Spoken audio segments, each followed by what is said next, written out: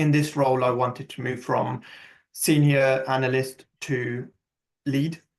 As I walked into a meeting with the manager. Communication, I think, is critical. So I had my regular monthly one-to-ones. I walked into a one-to-one and said, this is what I want to achieve as my next step from my career.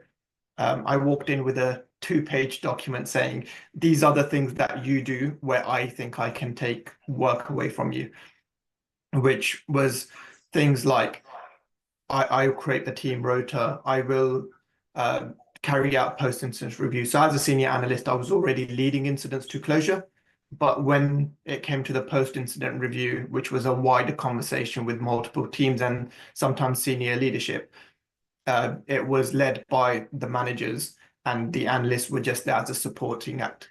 So I volunteered to start leading those. I also started, I said, we're doing monthly presentations in the leadership meeting.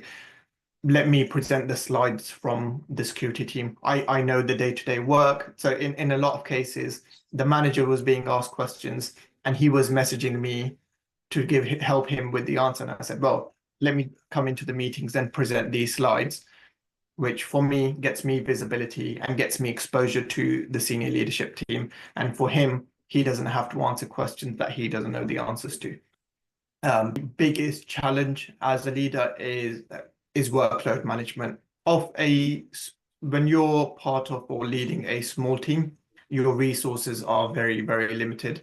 So it's always about prioritizing your workload and your team's workload and aligning that with the business priorities. So if you're working in silo, it won't work. You have to understand what the business priorities are and then align your priorities with that, which also gets you working on projects that gets visibility from senior leaders within the business.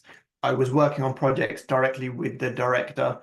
I actually, once I started having conversation with these people on projects, I messaged them privately on Teams and I said to the VP, and he had 4 directors reporting into him.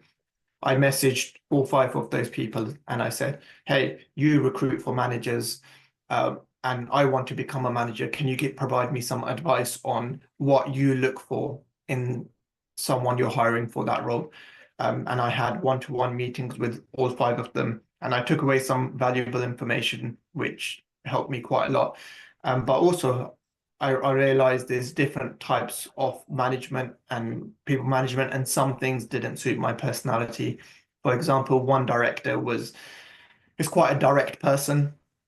And I don't know if you've heard of, I think, Jocko Willink or something his name is. He's an American ex-Navy SEAL type person, and his managerial style is very direct and in your face. And this director was like, you should listen to his podcast and read his books. And I did. I started listening to his podcast. I read one of his books and realized quite early on, this isn't my style. I couldn't do what he does. But there's different ways of managing people. There's different ways of working. You just need to find what works for you through kind of trial and error and double down on that.